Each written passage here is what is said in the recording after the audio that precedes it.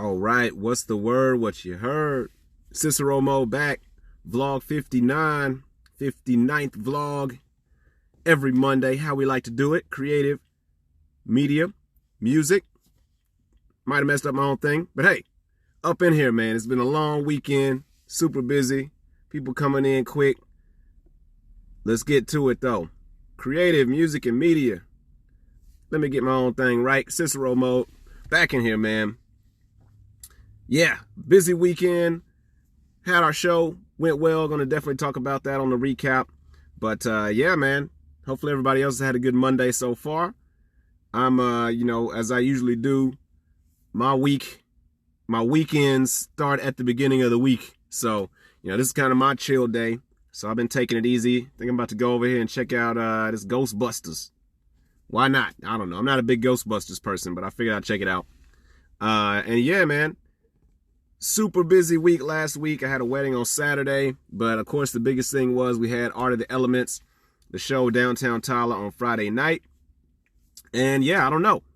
I'm going to have to let other folks tell it, but I think it went pretty well. Seemed like people enjoyed it. Had a great turnout. All the performers killed it.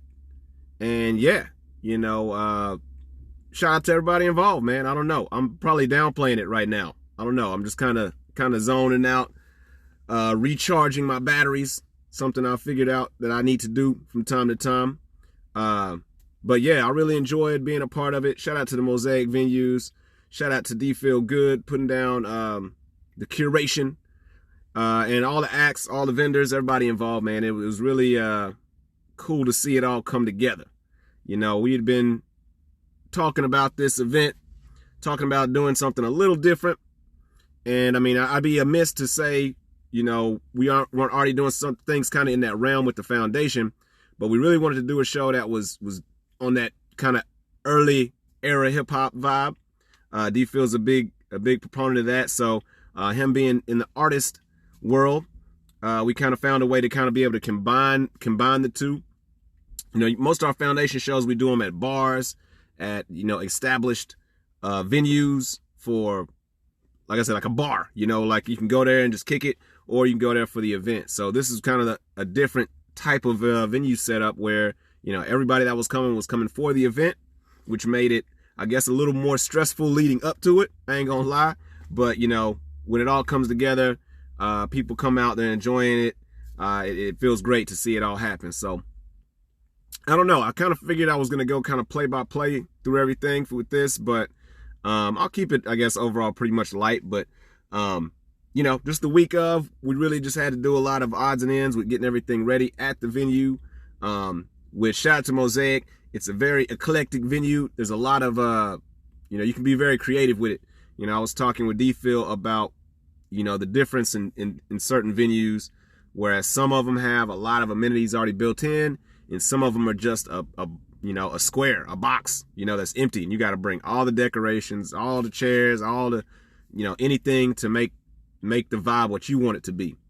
And those kind of have, a gift and a curse, or sometimes it's better to be able to just do what you want with it and be left alone to do what you want. Sometimes it's better to have that challenge of, dealing with what's there and what's on hand. So Mosaic had a very interesting vibe with that, where, there are certain things in my head I was thinking of, all right, I'm normal, probably need to have this, have, a few extra XLRs for this, another extension cord to run over here. Again, because it's just how I do, overthinking and shit. But, you get there and then it's like, oh, here's this, and we'll be able to put this here. And that's always great, being able to get in there and figure out how to work around it, how to, make it what you want it to be, but also work with what you have. So that was pretty cool, as well as being interesting at the time. But, shout out to also my friend Jenna, Pineapple Jenna app. She's also got the JH Art.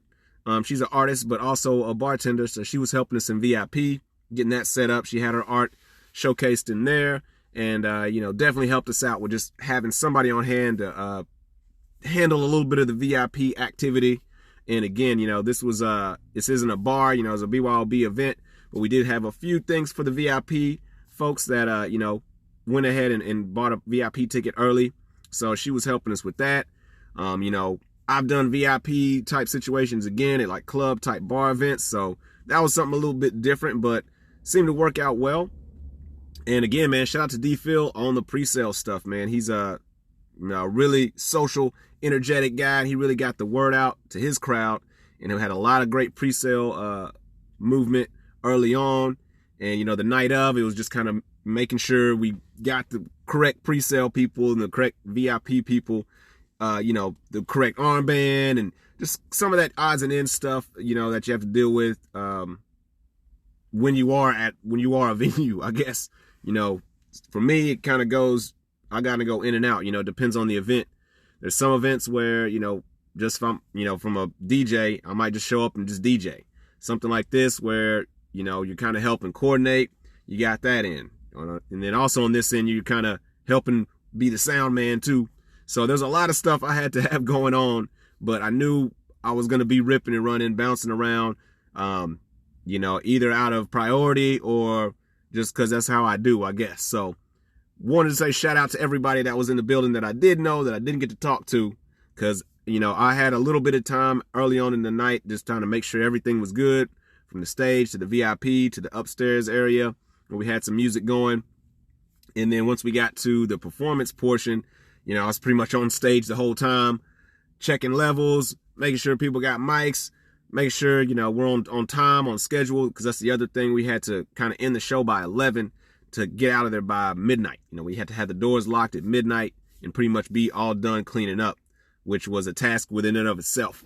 But, so yeah, I didn't have a lot of time to just, talk to people.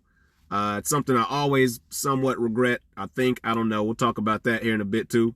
But, yeah, so ended up being, one of those things where you kind of got to adjust, roll with the punches. I think there's D Phil in here. He knows what I'm talking about. Just make adjustments, do what you got to do to make sure everything is in place for the show. So that's kind of what we were doing on the lead up, as well as, promo, obviously, letting people know what's going on, getting the guest list situated, making sure the artists had, their guest performers on the list. And there's still a few things that got missed in the foray of things of prepping the show. So, you can never catch everything, but as far as me, I just try to be as prepared as possible. Try to think about as much things that could happen so that you're not caught off guard, which I'm realizing also is something else that not everybody does, but no shame on anybody. It's just a me thing. I think I'm realizing. We'll get to that in a minute too. But, yeah, so, get to the day of for the show, went up early, got unloaded, figured out a few, like I said, odds and ends, ways to run some chords and some sound upstairs, the way that I wanted to. So setup was pretty solid, got everything going. And, we had music up. We were supposed to be going from 7 to 11. Music was up pretty close to right at 7, and really had a good number of folks there early, which, is always good.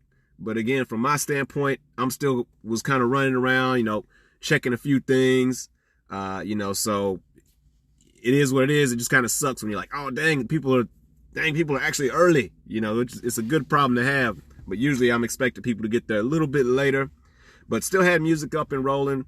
We had the playlist, which I think definitely came in handy. We've got that up on Spotify too. I'll try to throw that in on my page. So I was able to just throw in kind of the playlist of songs from the artists that were performing, and then, just songs that fit the vibe of what we had going on. So I was able to use that to, fill time while I was still kind of ripping and running around. And yeah, man, then we got rolling. Had a little bit of time in there though once I got on stage. So I did play a small short beat set there just to kind of get things rolling. Then we had the homie Thelonious Funk, or what did you say is going by Life? Is it Life? Chris Reedy, the homie Thelonious Funk, did his thing, brought out the MPC, brought the energy to the stage, really, I think, loosened people up. He's a character, but, you definitely got people ready to be engaged in the show. Before that, it was really just kind of music, chill vibes, hip hop.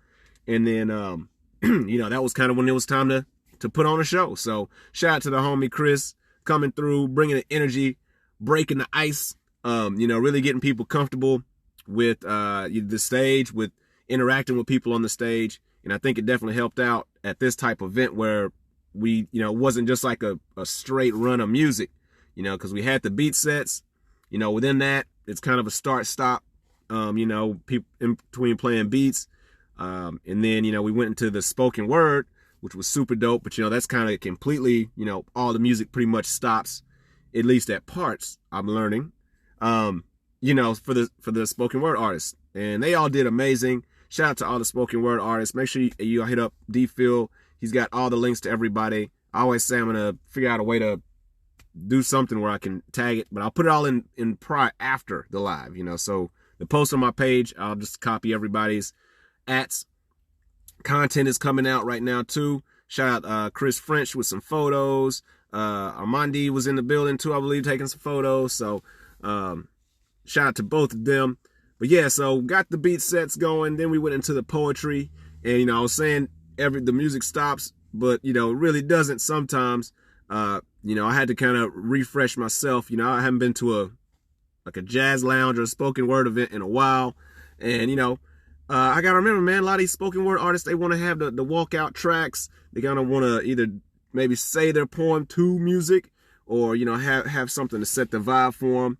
So I had some music for one artist, but the one track I didn't have. So I was like, dang, got to remember the spoken word artists are just like MCs, just like rappers. They might have a track list. So, just a mental note of myself to, if there's any poets, I always ask them as well, hey, do you have any music, for certain parts that you need me to cue up? So, but it's still, everything went good. Everybody was great on the spoken word, on the poetry tip with, rolling with the punches. Again, the crowd is doing their response and they're, getting into it, which is really dope. One of the coolest moments of the night, definitely for me, was, one of the poets was doing, I think they did a few pieces from memory, and then they had, something they had, written on their phone that they just were kind of on the cuff. They were feeling it like, hey, I'm going to do one more. And so I think they were kind of doing it and kind of, stumble over a few words, kind of messed up their cadence and kind of was about to, start over, kind of like, was about to start over. And, for me, coming from the hip hop realm, I'm thinking the people are going to kind of, mumble around or whatever, but everybody was just super supportive, bigging them up. Hey, you got it. Hey, keep going, and that was really cool, I think, to see. And I know, I don't know if D-Phil's still in here, but that's one thing we talked about a lot with the event was making it positive, making it uplifting. And, just to see something like that was, that was like, all right, I think we did a little bit correct here. So that felt great, just that moment to see people supporting another artist as opposed to, not that it's always like this, but it just feels like sometimes everybody, is trying to get up on their own and there's not a lot of support. So I know in all the creative endeavors I do locally, with the foundation, with, Cicero Mode in general as well, but more so the foundation. And with this, we definitely are trying to bring people together, help build a community. And, it's just good to see it work, I guess, believe it or not, I can be a pretty cynical person. So, I always, maybe expect or hope for the, hope for the best, expect the worst. I don't know, I'm kind of like that, or at least I want to think of what could happen. And I'd rather be pleasantly surprised on positive, I guess, than surprised on the negative. So I'm learning that. I'm trying to understand a little bit better. We're going to get to that as well. So I think that was really me with this show. I knew how we had planned it. What we put together was something that would lend to positivity, lend to something that could only be viewed as good. And, the feedback is just coming back and being that as well. Talking to D-Phil, he was saying the main things, he's got some posts over on his page, but the main things that he was hearing from people, and I heard it a little bit too earlier in the night, when I had a little time to run around. But again, hey, what's up? Thanks for coming through. Appreciate it. Yeah, we're going to try to keep it going. I got to go, which sucks. But I don't know. Again, I'll talk about that more in a second. But, D-Phil was saying probably the biggest things he heard were things like, hey, this feels like Dallas. This feels like we're in, in another city. We're not in Tyler, right? It's like a whole nother thing.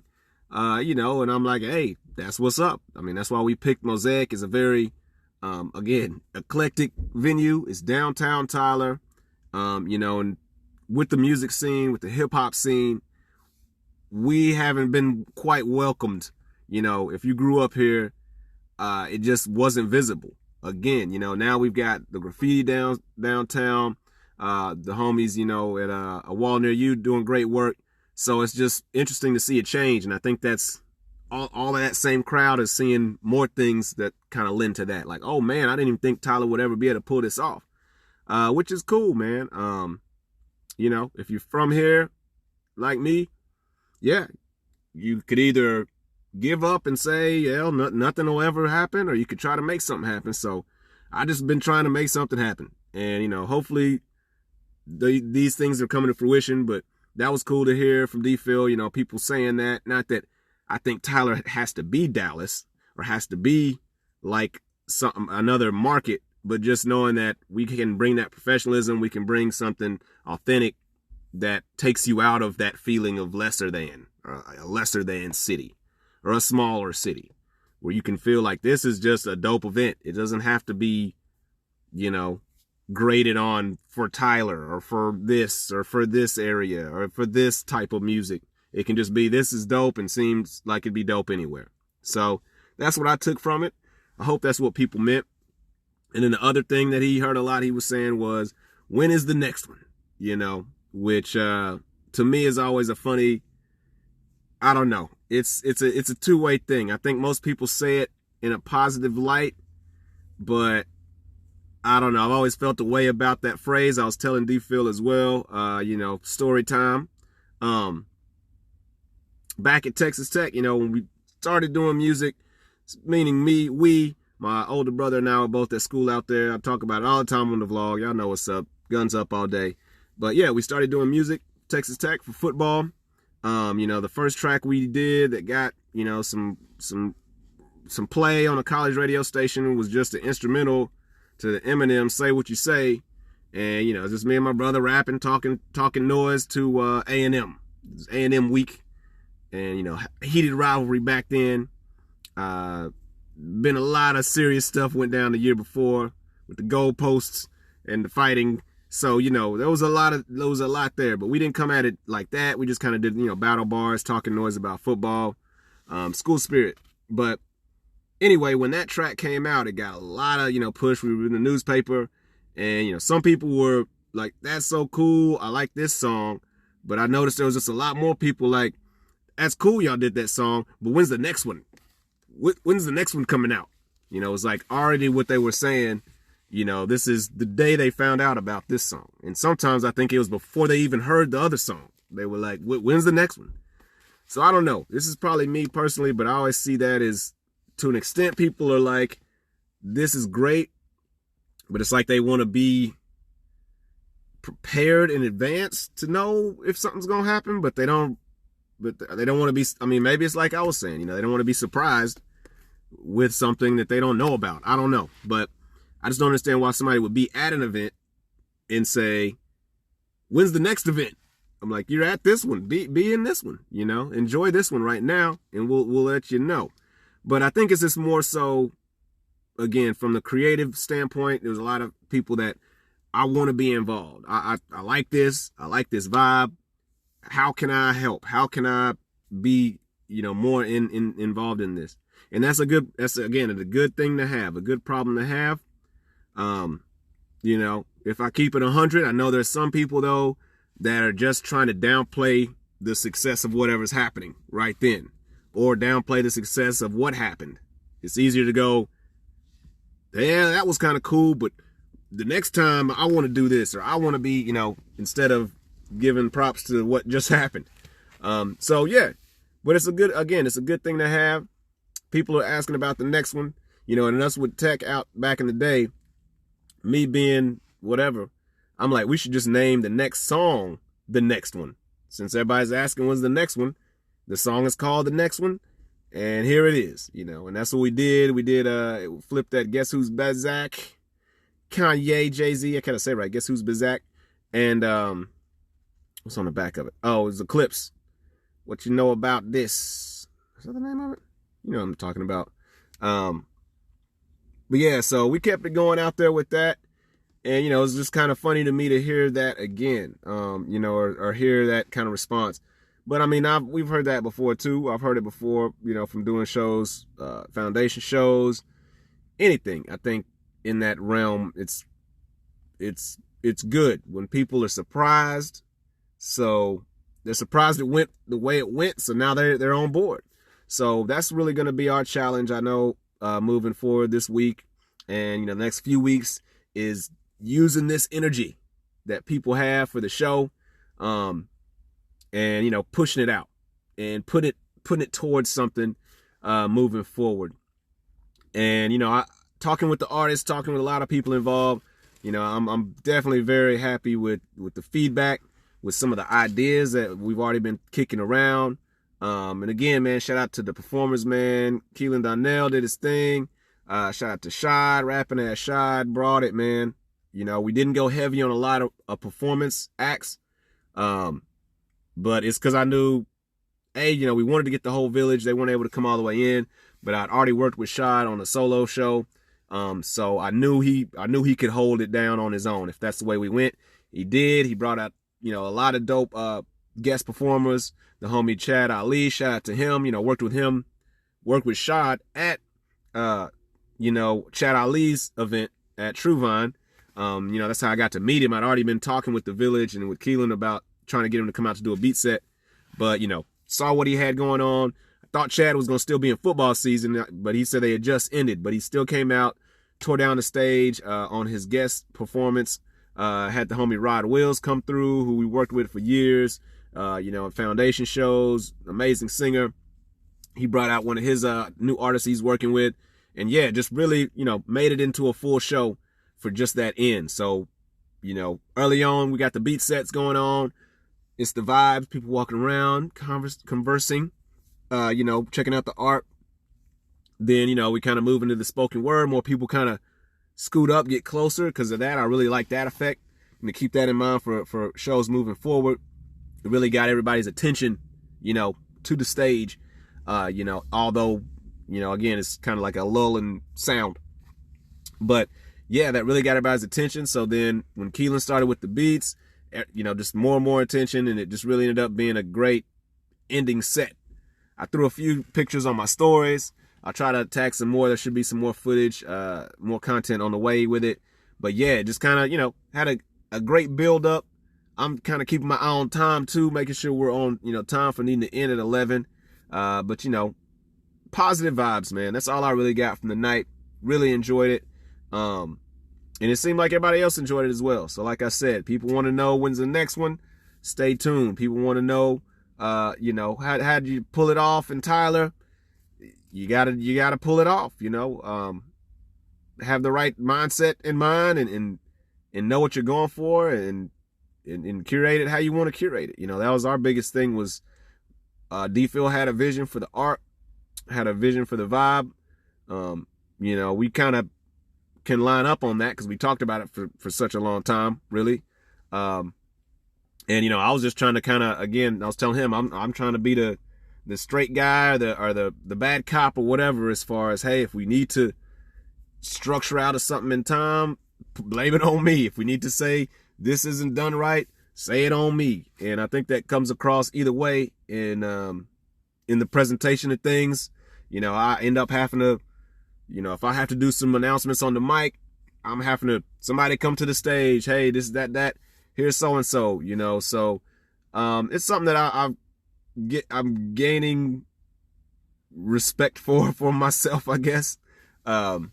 Or understanding, you know, that it's just, it is what it is. So again, man, shout out to everybody involved, man. Leo at Mosaic, D-Phil, man, Jenna, all the artists, Shy, Keelan, you know, homie Funk coming through, all the poets, all the artists that had art showcased. You know, I kind of helped D-Phil, you know, at least with suggestions, but I let him pick, you know, who he thought would fit the vibe and who would be right in what areas. And everybody was really dope. You know, a pleasure to work with. Positive again on that tip, and everybody seemed to enjoy their art, their pieces, and all of it looked dope, you know. I'm trying to get better about, I don't know what you would call it, the artist, understanding the artist's plight, the painter, or, the visual artist.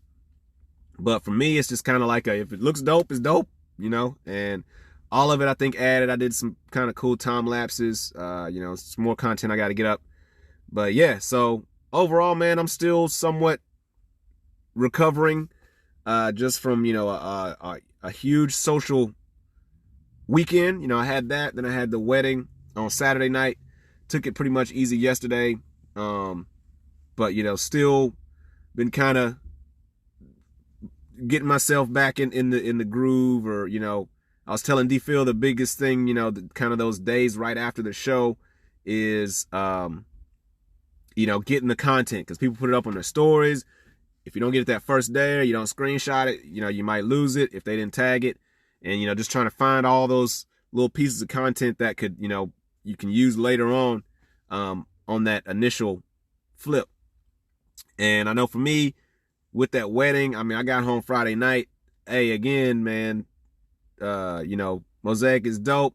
It's an underground venue, but loading out of that place is not optimum. It's a lot of stairs. So I was feeling it at the end of the night. I went home and just passed out, went straight to sleep, and knew I had to be up, for the wedding, a pretty early wedding on Saturday. So just, went to sleep, feeling it in my calves all day yesterday, today, or not, on Saturday and yesterday. So it was pretty taxing on the body physically to try to get out of there in the timetable that we knew we needed to. But we're able to do it. And yeah, I just was kind of recharging, which we'll use that to go into my next point. The other thing I've been doing besides getting ready for that show this week is doing these Enneagrams. I don't know if any of y'all have heard of these things. I think I said it right. Enneagram. Or Enneagram. There we go. I got it spelled wrong at the top. Enneagram. But yeah, it's like a personality test. So I had done the Myers-Briggs years ago and thought that was somewhat insightful on what I got. I got the INTJ, for anybody that's familiar with that personality test. So, I hadn't done one in a while, and somehow, I don't know, just YouTubing, came across this one, the Enneagram, and decided to go ahead and check it out. And yeah, so I did one, and there's like 9 types. I'm on like a circular diagram. And the thing I think that's cooler about this than the Myers-Briggs was, it's like you can have traits of all the different types. It's not like, oh, you're only that, you can only do that. So it's kind of like you lean towards this, but you might also have this when you're stressed. You might also do this when you're in a good mood. You might do this when you're, so I thought that was kind of cool, but I did mine and I got type 5, which was interesting to me. What I do, I did a picture on my other phone here, but that is like, the observer or the thinker. And so I don't know, I kind of went on a rabbit hole of, what do these things mean? The investigative thinker. What does all this stand for, and did I even get it right? So, but I was watching some videos. One of their main things about the type 5, the investigative thinker, observer, investigator, is they want to be capable and competent. And so I don't know, I'm hearing all this stuff and I'm just going back through my head on, does any of this stuff ring true for me? But that was kind of interesting, because it's like your fear is not being competent at something. So, you got to think back and think, what are your fears?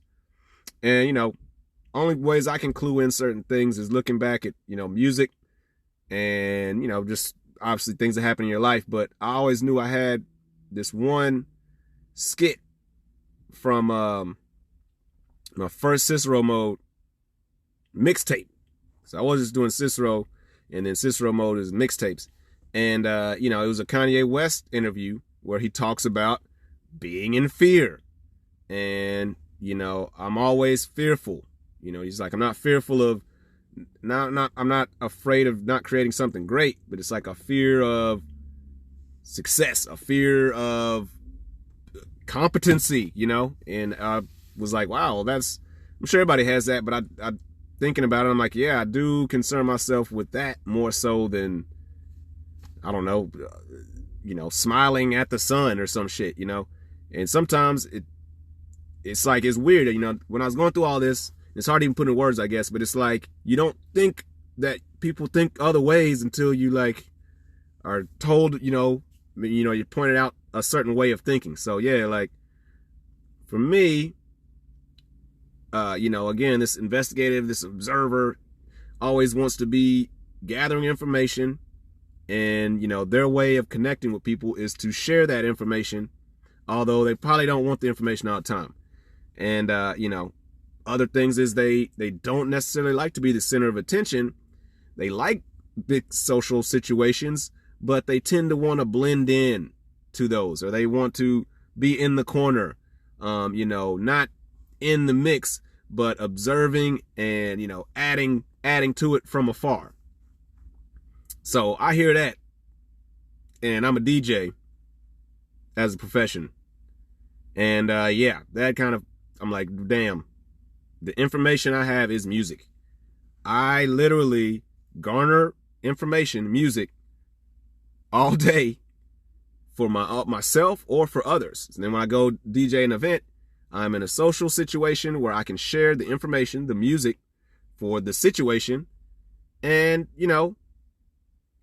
how do I involve myself and show myself in the room? Not by being in the middle, being on the side with the music. And, it just made a lot of sense. And I'm like, damn, I don't know, maybe this Enneagram shit is on something. But yeah, so another, trait or things that they were saying was that it takes a lot of, being social is taxing, on the 5. Being out in the social situations, they can do it. They don't necessarily enjoy it or, garner warm and fuzzy feelings from doing small talk or social stuff. And they also need time to recharge after all of that.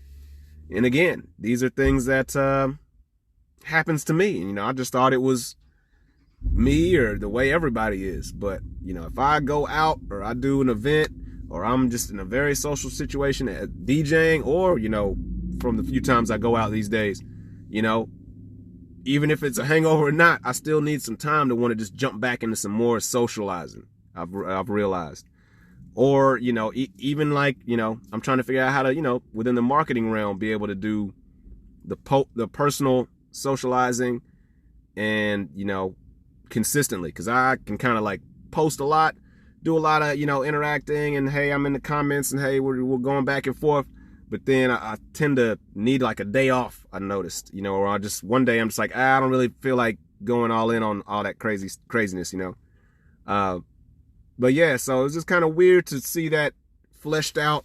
So I'm going to keep checking out these Enneagrams, seeing if, it makes more sense. But I think just being able to hear some of these things said to me and not just be in my head was pretty interesting. So I'll just continue to share this Enneagram journey, I guess, as I go down it.